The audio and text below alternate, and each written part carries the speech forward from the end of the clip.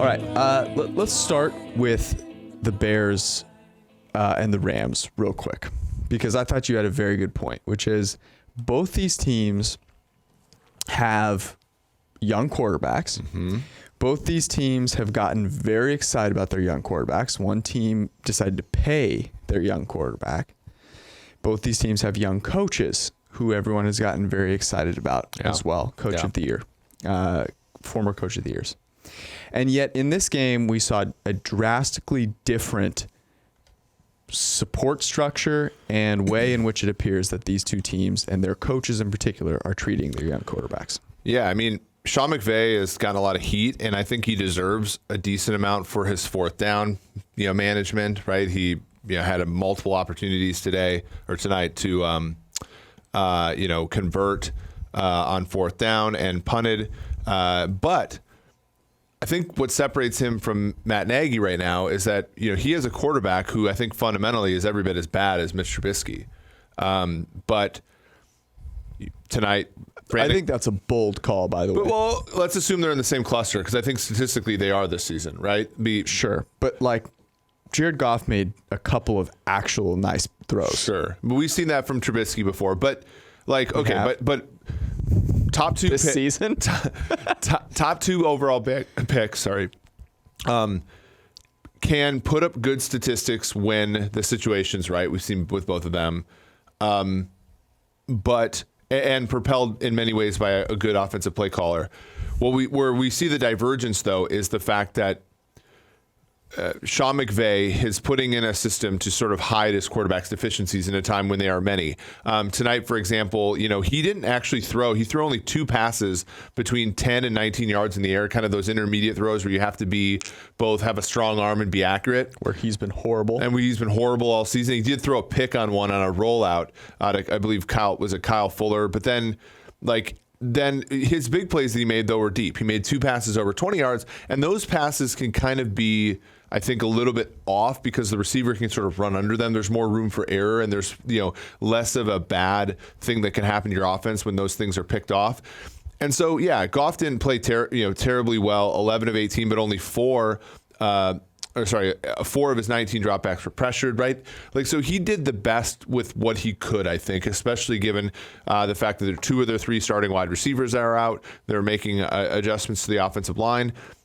On the other side, when you watch the Bears play offensively, it looks like Matt Nagy's trying to prove a point to everybody. It looks like he's trying to prove to everybody that Mitch Trubisky isn't particularly good.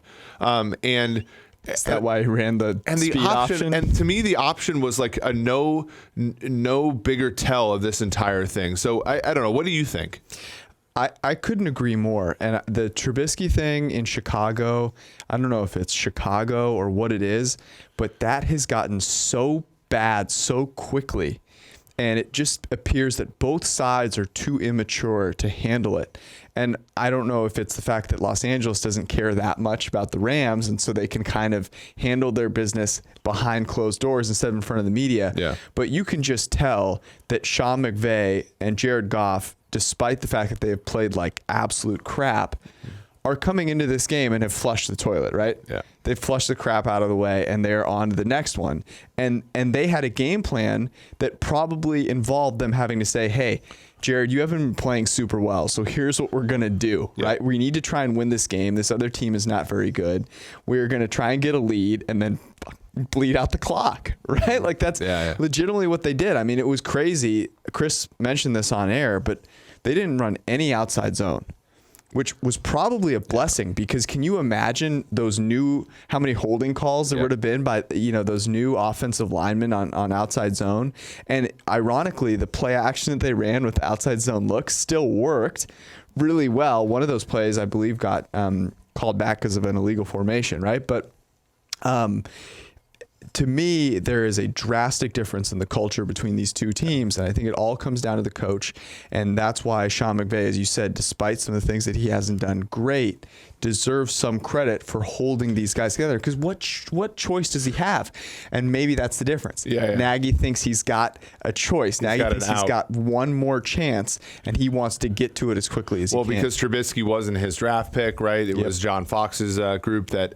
Well, it wasn't John Fox's draft pick either, right? Yeah. So, and that shows you we've been talking for the last couple weeks on videos about coach of the year, and it does show you that to be the coach of the year, there has to be something more fundamental about it, and that's why we gravitate towards the John Harbaughs of the world, the Sean Paytons of the world, even the Sean McDermotts of the world, where he's been around for long enough where you can sort of see a trajectory for that team. Yeah. Whereas Matt Nagy and Sean McVay won it consecutive years, when obviously it's a huge regression award. You're terrible enough to get Jeff Fisher finally fired, and just by regression alone you're going to get to 7 wins, and great, you got to 11, right? And same thing is true for the Bears last year. You saw Rodgers got hurt, and the Vikings and Lions were bad, so the Bears took advantage of that, and they've had a good roster this entire time. Trubisky today, interestingly, and this again talks to you about some scheme stuff. When clean today, Trubisky was just 50% throwing and averaged 4 yards per pass attempt. I mean, that's not going to get the job done. And it also shows you that there's not a ton of options for Trubisky when he drops back in those situations. He was just 4 of 15 throwing the ball over 10 yards past the line of scrimmage. So just a really poor effort. But to me, this, Nagy also showed himself in the sense of, they get down to about the 30, kick a field goal, miss, get down to about the 34th and 9, go for it. Then they get down to basically the same spot. It was 4th and 6, and they kick. Again, I need to see a rhyme or reason here. Not a lot of process. And I just don't see it. Yep, I'm with you there. So if you're buying futures right now, you would be more willing to buy Rams futures than Bears futures, despite the fact that neither of them really have any picks. At least the Rams have some talent on that team. Yeah, the Rams have a first-round pick actually further off in the future than the Bears do. The Bears have one at least in 2021. Right, but they have no one on offense that you're particularly excited about. Okay, let's move on from that game. We spent how much time? Too much time on the Bears and the Rams. I said that game was if it was a food, it would be Skyline Chili. I've never had Skyline Chili, but I would rather not have that game either. Would you imagine that's what it would taste like?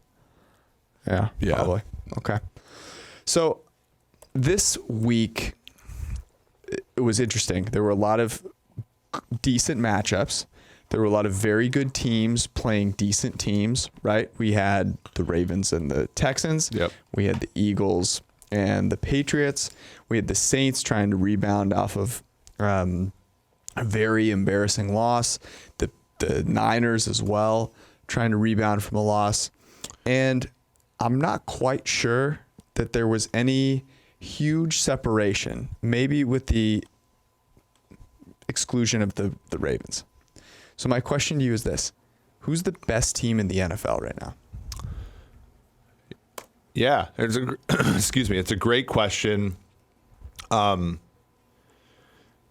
If I had to pick it right now, God, it's so hard because obviously my first choice is Baltimore, but I don't want to be the type of person that overreacts to so many things. All right, let's put them into tiers then. Okay. So who's on the outside looking in? Who are you not considering? For the best team in the NFL? Well, so for me, the second tier would be a team like Minnesota, a team like San Francisco, a team like Seattle. When I look at that, Kansas City, I think is on the outside looking in, unfortunately. And I think Houston is even a notch below all those teams, but Houston's on the outside. Yeah. What do you have any others for that? Yeah, I'm gonna go ahead and put the Cowboys in that group. Okay, so are they closer to Houston or Kansas City? Man, that one's really hard. I know Houston beat Kansas City, but I'm putting them below Kansas City. Yeah. That's tough. I think we got to include both of them because I think what you're saying is all these teams have sort of a very dramatic flaw, and I think every team in the NFL has a flaw, but these teams have what seems to be man, this could really be ugly. Yeah. So does that mean your top tier consists of Patriots, Ravens, Saints? I put Green Bay in the second group as well. Okay, It's a group I forgot about. So my top tier and the ones I was thinking about choosing from were Ravens, Patriots, and Saints, all of whom are solid, I think, from top-ish to bottom-ish, but have flaws themselves. Okay. Fewer than the. Let's stay with the second tier, though, because I think we could maybe pull this one apart as well. So Texans, Chiefs, Vikings, Cowboys, Seahawks. Of that group, who do you think has like the most, well, if they make it into the tournament and a couple things go their way, like I don't want to see this team in the Super Bowl?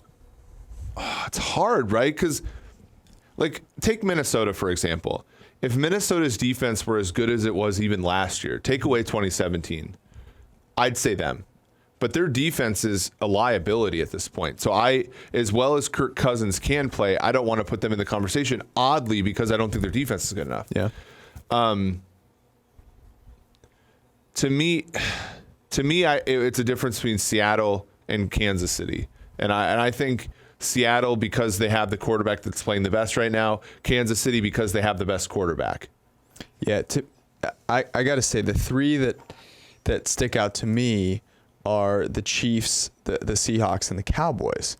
I'm going to put the Cowboys in there for this reason. Zeke. Yeah, exactly. I've just been so impressed with what Dak has done this season, and Cooper seemed to be a little banged up in this game, but their offensive line, when healthy, can provide the time for Dak to really be exceptional.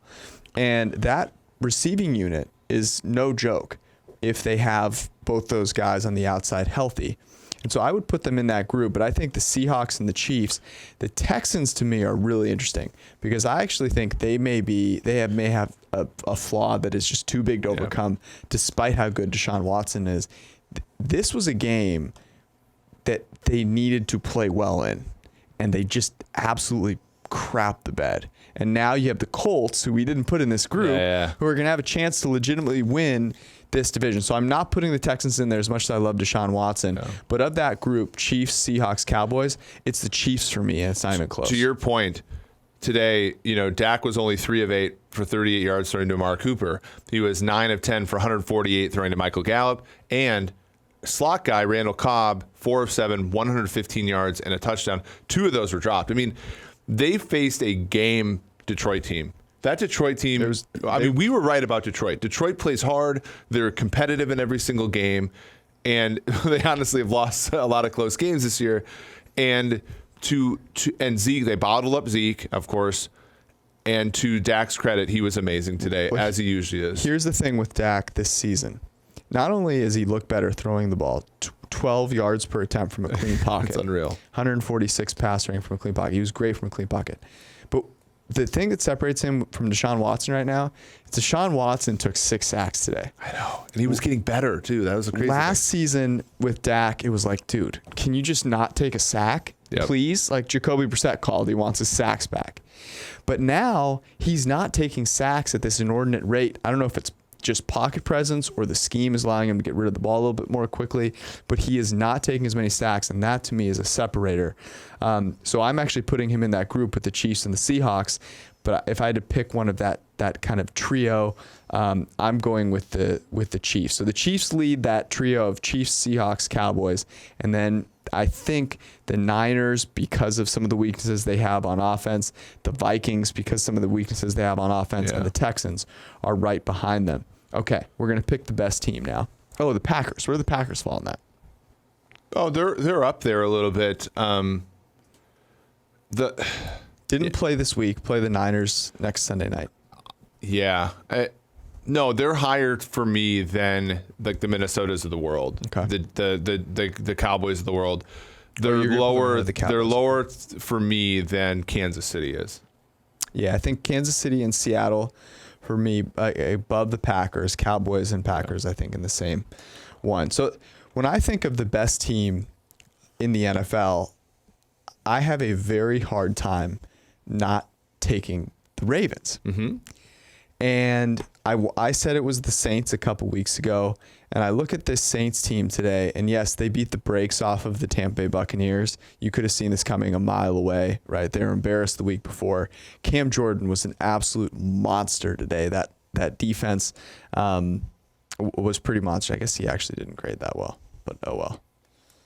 He's a beast no matter what. He had six pressures today, and the thing that gives me a little pause is that Drew Brees, I still feel like he's just dinking and dunking his way down the field, and maybe he needs to get, like his legs back under him. Yeah. But their offense does not scare me nearly as much as the Ravens' offense does, and neither does the Patriots. And so I think that's why it's the Ravens. Yeah, no completions for Brees today over 20 yards in the air, just 3 over 10 yards in the air. They very much dink and dunk their way. Now, part of me thinks that's because Tampa Bay's defense is actually a little bit better than what people think. But the other part is that Brees, his arm strength, there was one throw deep left to Ted Ginn that made it about halfway there. And he was, I think, from a clean pocket. So there's certainly, he needs to be better, only 7.4 yards per attempt from a clean pocket. I'm with you. The issue is we always, so this is like when we were doing the AWS, biggest movers, but early on in the season, it's like, does this award just go to the team that had the best positive regression? And there were some things today in the Houston-Baltimore game where I think the thing snowballed on Houston. They had the pass interference in the end zone on Marlon Humphrey that was not called, right? True. That was when the game was relatively close. The end of the game, there was this barrage of long touchdowns that I think makes the score look worse than it was.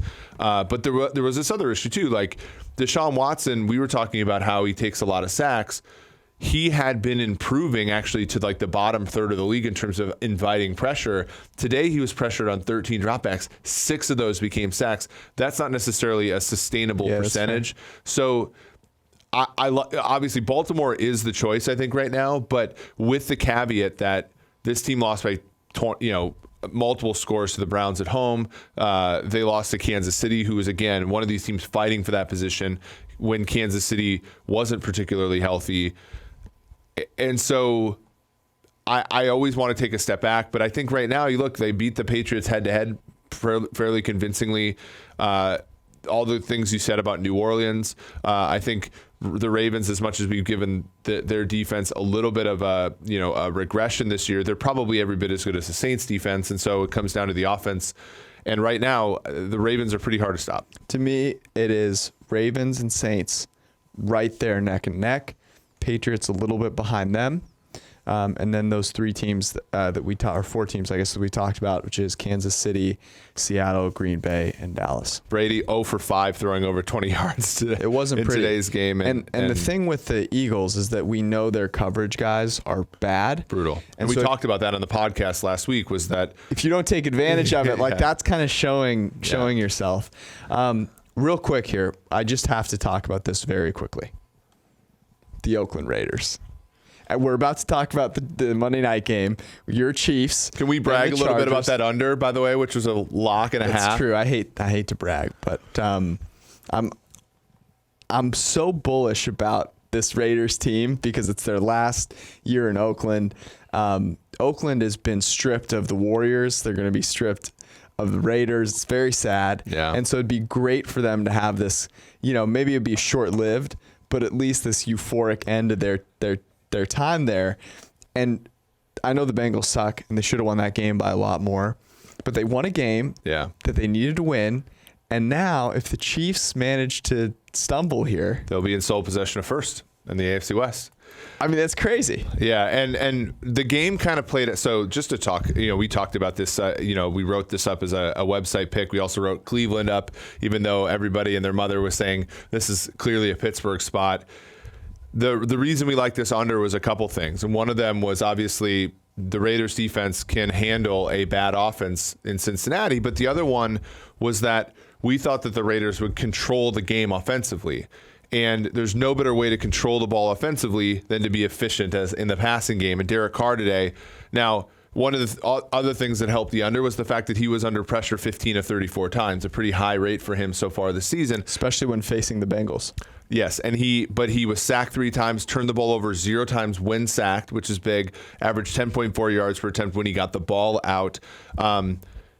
9.9 yards, obviously per pass attempt when clean, and then Josh Jacobs averaged 5 yards a carry, 83 after contact. That sort of kept that game, the clock moving in that game, and we always sweat these things out, but ultimately it was a rocking chair cover for the under. So very interesting game there. Colton Brown and Trent Miller were absolutely horrific. So badly that you changed their last names on. Did I call him Colton Brown? Yeah, which let's go with that. I mean, they don't deserve to be called by their real names. That's a great bit. The tackles for the Raiders combined to give up 8 pressures. Carl Lawson's dip on that third down sack was a pretty good one, and probably why he graded so well for us when he came out of college. Everyone listening knows exactly what you're talking about. Yeah. Okay. That was a fun game. So Monday night, Kansas City, Los Angeles in Mexico City. And this has moved around a little bit, but I think it's settled at 4. Kansas City by 4. The total, I think, is 52.5 now. Yeah, we printed it at over 52. At 52.5, there's still a small amount of value on the over. Actually, I see Chargers plus 4.5 right now. So yeah, that's buoy. You could have gotten Kansas City at minus 3.5 at some spots this week. Yep, and that's what they were in the Super Contest, and that's what they were. I think when we put up the pick a few days ago on Pick Watch. So let me ask you this: what does Kansas City need to be up by going into the fourth quarter for you to feel safe? I will never. And I remember one of the first 2 episodes of this podcast, you asked me the same exact question about the Vikings against the Saints in the Minneapolis Miracle, right. and I said, and I told you exactly what would happen in that game, except for the Vikings actually pulled it off. This was Thursday Night Football last year in Arrowhead. The Chiefs had a 2-touchdown lead with basically that half the fourth quarter left, and it doesn't matter, right? It just doesn't matter because the thing about the Chiefs is their defense is bad, but also Andy Reid loves nothing more than to sit on a game when it's not warranted. So for me, also probably one of the reasons we like this over so much, but why I'm not comfortable about the Chiefs and why we didn't write them up against the spread, for example, is that I don't think any lead is insurmountable for the Chargers here, no matter what. We're going to get out of Kansas City's offense. Knowing that, though, the Chiefs have to look at themselves in the mirror and say, hey, there's no number of points we can score that puts this game away. We have to come out and just throw it up. Score the 50 ourselves. We have to score 50 points in this game. And I love the fact that Oakland won before they play this game. To me, they have to be ready and rearing to go. I thought it was interesting that they were considering not playing Mahomes in this game if the field were in bad condition, but they went and checked it out, I guess, and the field happens to be good. I also really like the fact that Anthony Lynn is offending science by saying that scientists never played football or whatever. Is that what he said? Yeah, you didn't see this? Oh, well. Yeah, because he took his team to Denver to prep, and they said, hey, did you know that apparently science says you need more than 7 days to acclimate to whatever? And he goes, well, scientists never played football. Jeez. So I'm here for the Chiefs covering. Has a running back ever been a successful head coach? As a special teamer / running back? Hate to see it. Yeah. All right. You ready to go into next week's games? Yeah, let's do it. All righty. We're going to start with Thursday Night Football is actually a good game. It is the Indianapolis Colts going into Houston. A battle now for the AFC South. What did you have this at? I, before the game started, I had Houston favored by 6.5. I had Houston favored by 4.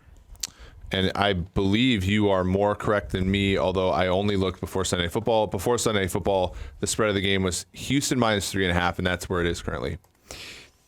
My thought here was that Indy would beat Jacksonville and that Houston would lose in a close game to Baltimore. That's kind of what our models said, right? A little bit. That's what the spreads kind of said too. Indy was more impressive than even we, who had them against the spread against Jacksonville, would have thought. So no T.Y. Hilton. I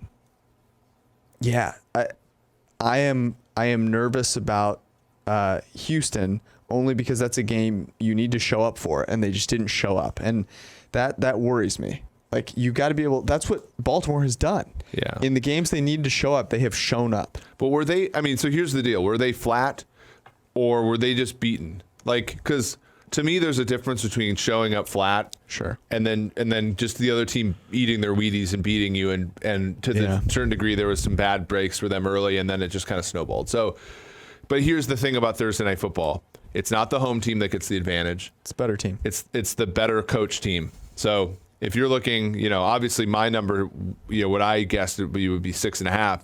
So I would have leaned Texans, but with all that said, the fundamentals might end up leaning Houston here just for that reason. I thought the Colts winning by this much without T.Y. Hilton was very impressive. Yes, I agree. And especially given that Jacksonville scored first, Jacksonville had an NFL quarterback starting for them, and he played well to some degree. But Jacoby Brissett and, what was it? They had 200 and I believe it was 194 yards after contact between their two starting running backs, so Jonathan Williams and Marlon Mack. Yeah. Mack will not play in this game with a broken hand, but, it doesn't matter. 217 yards after contact in total. Yeah, I mean, it's not, this is a team that beats you up, and to a certain degree, Houston's soft, right? They're soft on the offensive line. Certainly soft on defense. So I think the total is just right for this game, 46.5, frankly. All right. Seattle at Philly. This was the Sunday night game. It no longer is. What'd you have it at? Thank God, because this feels a lot like a Rams-Bears, except for there's two good quarterbacks. Well, I mean, in terms of like, oh, look, Pete Carroll's punting on 4th and 1, Oh, look, Carson Wentz and the Eagles. If you combine Jared Goff and Mitch Trubisky, you wouldn't have as much quarterback talent as Russell Wilson has in his left big toe. Sure, but we were talking about this off air. Philly has its own frustration. I'm talking about the frustration level would be relatively high here because Philly has frustration in that they're kind of like the Falcons were when they lost Kyle Shanahan and got Steve Sarkisian, running too much on early downs, leaving too much to their quarterback, getting drops by the receivers, just kind of being an offense that's fundamentally good, but results-wise Are you ready for the Nick Foles beat New England? Yeah, Wentz didn't. Right, so we talk about that game, right? Philly should have won, right? Well, they should have won. Yeah, but if they had won, you would have said that the Patriots should have won that game. Right. It was a game against two teams where a lot's going wrong. And Philly's the kind of team where that stuff that goes wrong really bites them, Whereas with New England, it seems like they have a cushion somehow where they can play like crap. Yeah. And still win. Yeah. I mean, Brady, 5.5 yards from a clean pocket. It just wasn't pretty. And yet somehow they made less mistakes than the Eagles did. When you look at the Eagles, they had only 2 drops, but they were in big situations. And obviously, I don't know how Aguilar gets 8 targets anymore. And Dallas Goedert, too. I mean, Dallas Goedert can't catch a cold right now. And I'll tell you the difference here is Carson Wentz took 5 sacks and Tom Brady took 1. Yeah, we were watching the game together, and I turned to you and I was like, why is Philly always backed up? Every single possession they were backed up. And the good teams, when they suck, play field position and edge it out a little bit. I have Philly favored by 2.5 against Seattle. I do as well, and that appears to be what the spread is. So it's down to 2 now, so people like Seattle. Yeah, I was going to say, I like Seattle. Yeah, after watching Philly play, I like Seattle. Yeah. We picked these beforehand. Dallas at New England. This is an interesting game. Yeah. I'm excited for this one. I before the games This is the only watchable 4 afternoon game. 4 o'clock game, unless you have the game. Tennessee under. Oh, sorry. Wow. Yeah. Pen broken. I know. You hate to see it. Too strong. Lay off the roids. I know. Sorry. I had New England favored by 5.5. I had them favored by 6.5. And you, I believe, are correct. It is 6.5 at juice towards New England, minus 115. Yes, this is interesting. I kind of, if it gets to 7, I like Dallas. dare I say, the better quarterback is getting points in this game. I mean, I don't actually think that Dak Prescott is a better quarterback than Tom Brady. He's playing better. But he's playing better right now, and he has more weapons, and he's got a better supporting cast, no doubt. Here's what would worry me, which is Jason Garrett getting absolutely just torched by Bill Belichick. But can we pause for a second, though? Belichick is very Garrett-like in his fourth down calls. Sure. But he's unlike him in every other facet. Sure. The only way that I would be comfortable with Dallas would be if they let Kellen Moore do the majority of the moving and shaking. But when it's Garrett, it's tough. But Belichick on the Philly side of the field ran the ball on 3rd and 6 and then punted on 4th and 3. Mm-hmm. Yeah. I mean, he's doing this stuff that we get mad at. We just don't get mad as much at Belichick because he's Belichick. No. This is an interesting one. I will be surprised I will be interested to see where the public goes. Because you were right about their game this week. New England was favored by 3.5 to start, and that hung there for basically the whole week. The injury news for Jeffrey and folks hit, and the sharp money came in on New England for once. Normally the sharps just get reamed by betting against New England every week. Yep.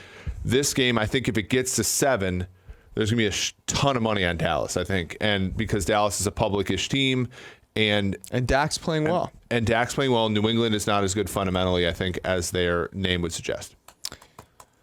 All right. Green Bay at San Francisco flexed into Sunday night. Rodgers returning home. I'm assuming he's very excited to see all of his family. It's right before Thanksgiving, which means he can just stay there for Thanksgiving. That's right. So he's got to be really stoked about that. Yeah. I bet they can, some State Farm commercials with the fam. Have to. That'd be so great.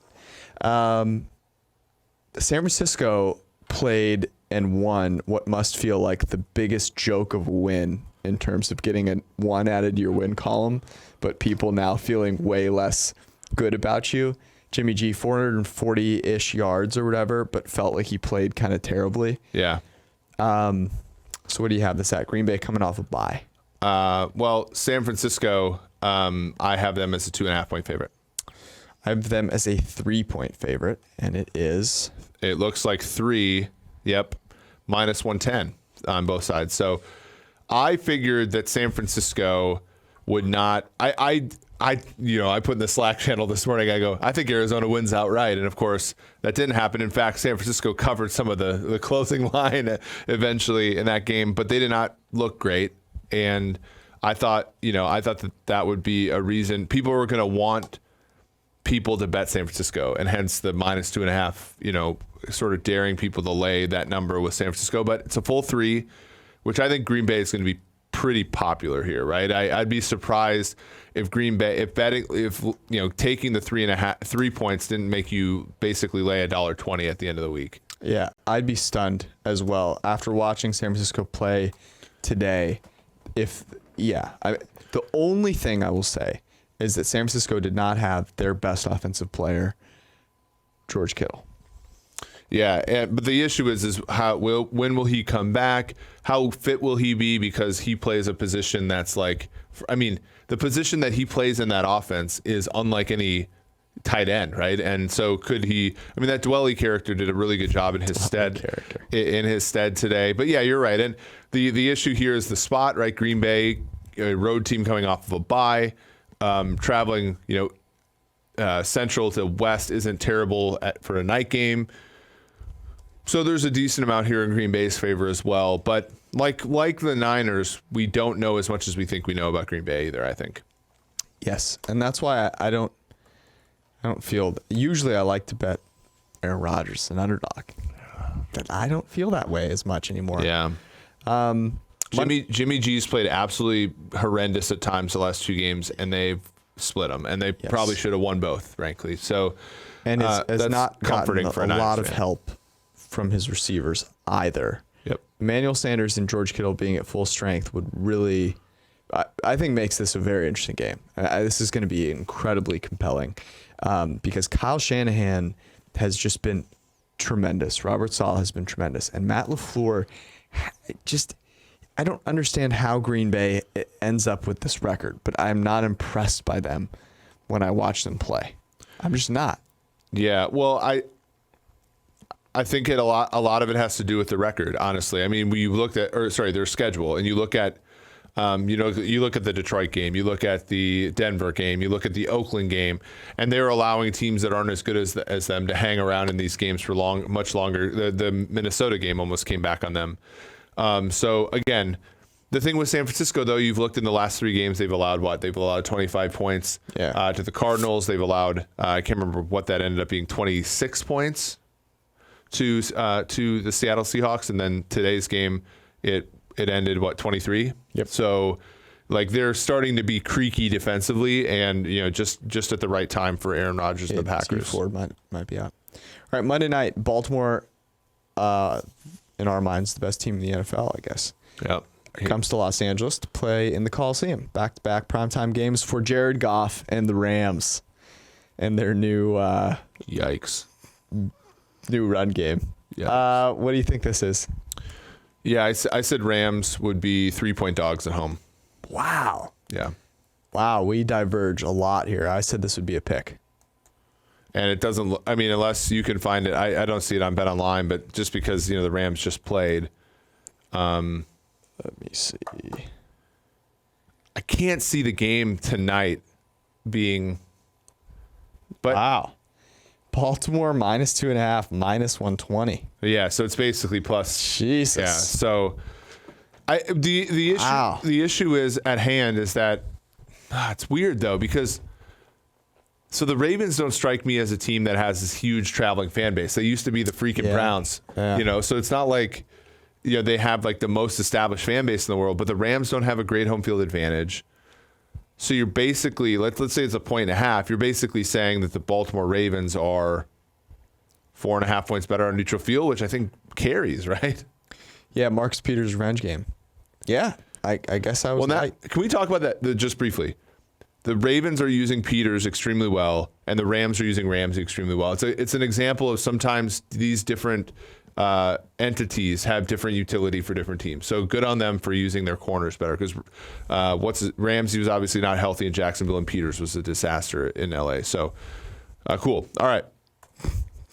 Yay! Look, I want to see Marcus Peters succeed because you guys are like the same person.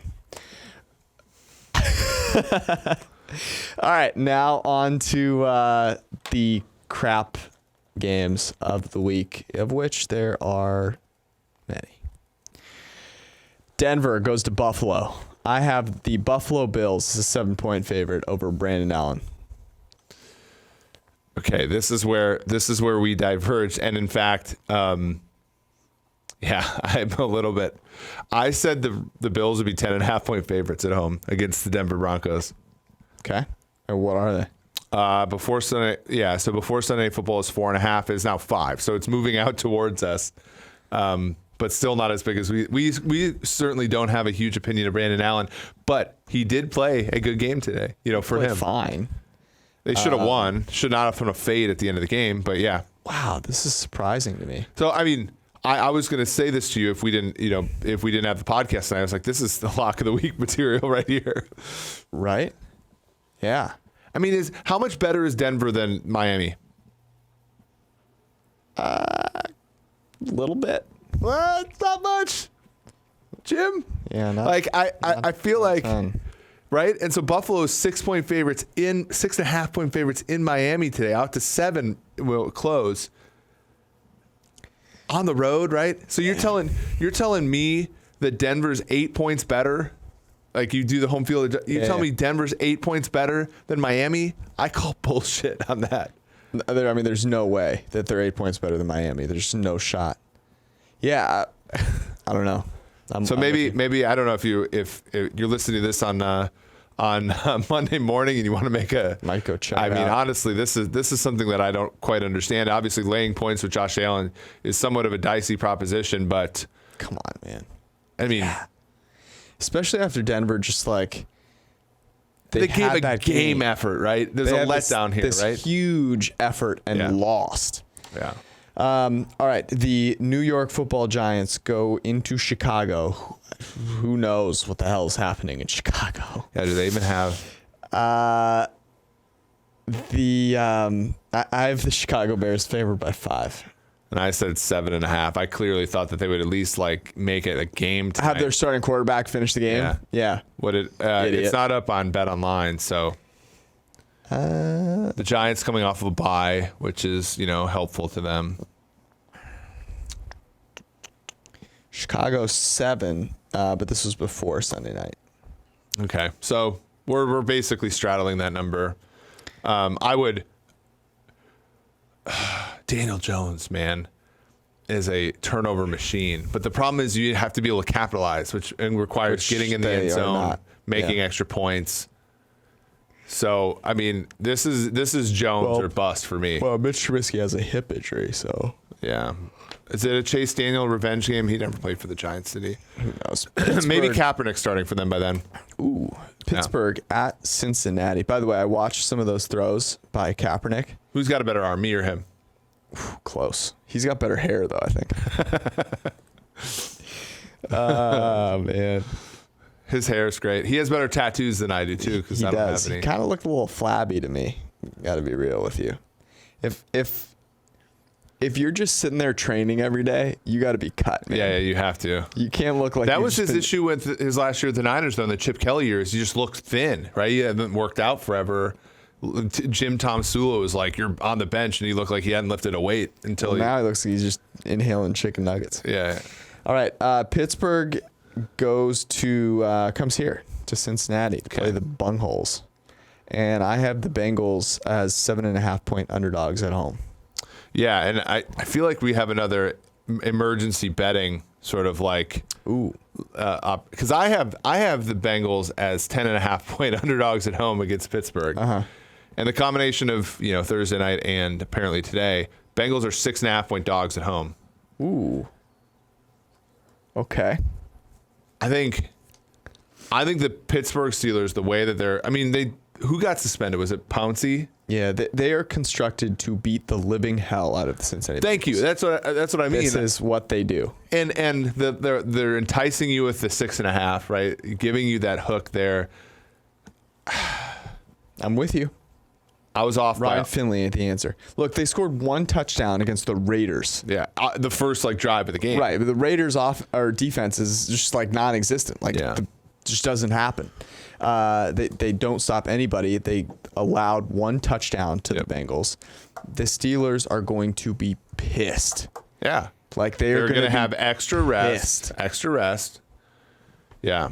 I just, like I said. That one blows my mind. So there's two games right now that are just blowing our mind right now. Unfortunately, it's also 12-15. Yeah. That could be it. Not that late. We've been getting better at knocking these out earlier. 40, Miami goes to Cleveland. I have Cleveland as a 7-point favorite at home. I have Cleveland as a 10.5-point favorite at home. You're probably closer than I am. And it is 10.5 and juice towards Cleveland. I figured Miami's we had Miami for green line, one of the few that didn't hit today. I love Miami. Are you kidding me? Well, what I mean is the reason I said 10.5 was I was just at some point in time this has got to regress. But the other thing to me, and this is why I also like Miami, people love themselves some Browns. They love them. They love themselves some Browns, and we were right on Thursday night in taking them -2.5. And here's the thing with the Browns is they're getting a ton of negative publicity for the Myles Garrett thing. But they're also getting Baker Mayfield was a leader in the locker room after that. He's galvanized this team. He couldn't hit the broadside of a barn after the second quarter, but he looked great in those first couple of drives. And he really showed leadership in the wake. Throws the ball at the back of Mark Barron's head and gets it caught for a touchdown. At least Myles Garrett sort of hit his target with his throw. I know. Baker Mayfield was not. By the way, I was watching the Fox pregame today, and they clearly had a production meeting where it was like, hey guys, everyone's crucifying Myles Garrett. Let's talk about this from his angle. And at one point, Michael Strahan's like, this has happened to everybody. I mean, I've hit someone with a helmet before, and they just kept going. I was like, wait, that's assault, bro. I was like, what are you talking about? You don't get this gap between your two front teeth without being hit with a helmet before, guys. I mean, I totally, and they were all going in about the dark place that football players go and all this stuff. dude, it's not unique to football players. Everyone experiences rage at points in time. And in real life, when those things happen and you act on them, you go to jail. Yeah, that's how it works. That happens. It's not unique to football. The unique part about football is that you're just getting fined and suspended and losing a lot of money in relation to the humongous sum of money that you're already making. Well, and that's the thing. It's like, well, and like everybody, they have those commercials or they have whatever. They're like, this person was a great stand-up guy in the community, all this kind of stuff. And then you find out that he's like assaulted, 15 people. He's like a sex offender or something. And it's like that's how they're going around with Myles Garrett. They're like, well, he reads poetry and he's like those paleontology. So what? I bet there are serial killers that love paleontology. Yeah, and I do think it's egregious that Mason Rudolph didn't get suspended. Absolutely. But I feel like it was like they wanted to levy a punishment on Pittsburgh, making him play because he's bad. Like he's brutal. That is a great take. Like I feel like if Rudolph got suspended, they'd have like some cover for like playing Duck Hodges a year after drafting Rudolph in the 3rd round and just like rolling with him because Duck Hodges is going to beat the Bengals and they're going to be like, oh, here, we're on the roll. Anyway, we move on to Tampa Bay at Atlanta. Do we have to? We have done a great job of not betting on Atlanta, and Atlanta has done a great job of actually now covering 2 games in a row. So kudos to winning them. outright twice. Great job by them. Dan Quinn has not only seeded play calling duties on the defense, he's split them up. They have one guy calling 1st and 2nd down and one guy who just moved from the offensive side of the ball calling 3rd down. And it is working. They have been absolutely amazing. I don't know what's going on. Dude, they shut down an MVP candidate in Christian McCaffrey today. Right. What else do you want from them? It's true. This should be a fun game. I have Atlanta at home favored by 3. I had 3.5, and it looks like 4. Wow. Tampa Bay, but juice towards Tampa Bay, so closer to us than. Yeah. The over-under of this game is 53. Greenline really liked Atlanta under. We talked about it on the podcast. Atlanta's defense. The only thing that worries me about this game, if you like Tampa, and I think we probably might like Tampa in this game, Jameis, man. We have to have some discourse on Jameis. Do we? And his ability. Like, he still might lead the league in passing yards, but this dude's going to throw 30 interceptions. He's going to be the first guy to lead the league in passing yards and then get benched, not start the next season. I mean, it's the same thing. We don't even need to talk about it anymore. It's the same thing. Perfect passes down, perfect passes followed by perfect passes. I do love it when every time he drops back, you feel like the earth is teetering on the edge of surviving and not. Yeah. And then when he runs and scrambles, we noticed this today. Dude. His eyes are like going everywhere. Yeah. And he always seems like everything's about to fall apart. It's so hard because he's not salvageable at this point, don't you think? I mean, we all talked about Arians and how he would be the one, but not. At this point, I mean, he's just probably going to be a high variance backup, which whatever, the league needs more of them. Yep, Ryan Fitzpatrick. Carolina goes to New Orleans. I have New Orleans as a 9.5 point favorite. You, me, and Vegas all agree on this. Yep. Juice towards Carolina, which I don't get. Carolina's was a bad team masquerading as a good team for a lot of weeks in a row, and now they're starting to get sort of the ass end of what it's like to try to play with a average defense and a bad quarterback. Yep. And New Orleans, I think, has probably had enough of we're going to lose to mediocre teams, so we're just going to blow them all out. Yep. Detroit and Washington. This could be Jeff Driscoll and Dwayne Askins, and that would be something to behold. I have, if Driscoll starts, Washington getting 5.5. And I had Washington getting 2.5. And it looks like, so first off, it looks like they think they already know who the starting quarterback is because they're giving out a line right now. Washington plus 3.5 minus 120. Did they view today's game as the Washingtons having life at the end? Because that was the garbage. We were sweating out the Washington over. Just got blown the F out by the Jets at home. Yeah. Come on, man. The Lions at least play football. I don't know what the Redskins we were are sweating playing. out the over, and like once the Geist got this like fluky touchdown, we turned the game off. You look back and they scored 17 points. It was the first time in a month they had scored a touchdown. Right. I feel like Detroit either on the money line or against the spread would be a great pick, even with Driscoll, who has played both of his games as a starter within a score. Yeah. I cannot tell you how little I want to watch that game. Oakland goes to New York to play the Jets, so they will be going West Coast to East Coast. Not great for them, Bob. I have the Jets getting 1.5. Wow. See, this is where I had the Jets getting 6.5. This was before today, right? Okay. Before they blew out. And it looks like 3.5 is what the Oakland Raiders will be laying on the road. Juice towards the Jets. Yeah. I mean, I've been championing the John Gruden thing. I love what he's doing in Oakland. But this one worries me a little bit. A little high on their horse. They beat the Bengals at home by 7. That's like almost losing. Yeah. They turned the ball over in the red zone in the first quarter, and they did this, that, and the other thing. But you're right. And they had the ball in the red zone and kneeled down to end the game. I mean, that game could have covered, but you're right. I mean, it was not. Let me put my fortune teller goggles on here.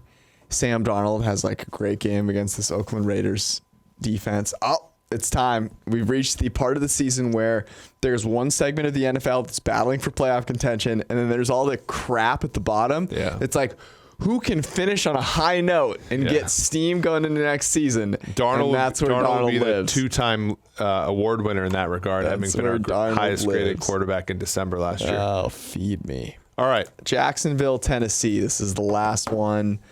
This game always played on Thursday night, but on Sunday, thankfully. I have Tennessee favored by 3.5. I said 2.5, and we are convergent. It's 3. Juice towards Tennessee. This would be a really nice get for us for the season win total for Tennessee if Jacksonville could win. steal this So game. I thought it would be 2.5, but Tennessee coming off a bye, so I gave him an extra point, and that's how I ended up at 3.5. The fact that Nick Foles is now starting for Jacksonville means I'm totally out on Jacksonville, and Tennessee has Ryan Tannehill. So Tannehill, Foles, yeah, not what I want to watch. I would take the better quarterback getting points here. Yeah, I agree.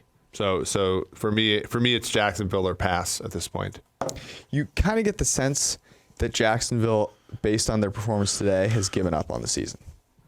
Oh, I don't. Well, I think defensively they're not nearly as good. I think they're a lot like Minnesota, where they were great in 2017, okay last year, and this year. But Tennessee sucks. I mean, there's just this game. The as you've always said, the moment you think Tennessee's going to do anything for you, they screw you over. So this would be a game. We had Tennessee strongly on green line in the Thursday night they faced each other in Jacksonville, and Jacksonville absolutely dominated them. So I know Gardner Minshew was playing then, but Nick Foles is better than Gardner Minshew. So this is true. This is a good point. All right, that is the Week 12 slate in under an hour, which is very impressive. We did it. Do you have any, it's not Sunday anymore, but any confessions from your weekend that you'd like to share with me? No. I told you on the last pod that I tried to beat somebody up at the gym, right? It's true. I had to step somebody back at the gym. But I am very curious if a couple weeks ago, we talked about how you weren't going to sweat through all these college games. Oh, man. How many college games did you watch last night or yesterday? Yesterday? Okay. I watched 3. Not bad. So here's the confession that I have to make. My young daughter, my second oldest daughter, Chloe, I was watching Baylor, Oklahoma very intently. We had Baylor. We also had the over, which sucked. And I was watching relatively intently to the point where when I got up to like clean the house after they do their thing, play all day, my daughter drawn a face on a pillow with a marker. Mm-hmm. So I wasn't sweating out the college games the way I would in the pit of misery, but I watched one college game so intently that I did not see that my youngest Chloe drew a face on a pillow. So I'm not Are you gonna keep it? So I've never gone to confession before, but if you go to confession, how does that work? Do you say, "Hey, Father, forgive me for I've sinned. Forgive me for I've sinned," or do you say, "Forgive me for I kind of half sinned"? Because I feel like that was a half sin. It was a venial sin. Okay. There are like levels of sin. Really? Yes. A mortal sin is one that you can't. Yeah. You lose your salvation. Mortal sin is Myles Garrett. Yeah. A venial sin is like Mason Rudolph starting the fight. There you go. That's exactly what it is. I feel like kind of a I can't say the P word on here, but I feel kind of soft. I feel sort of like Mitch on that.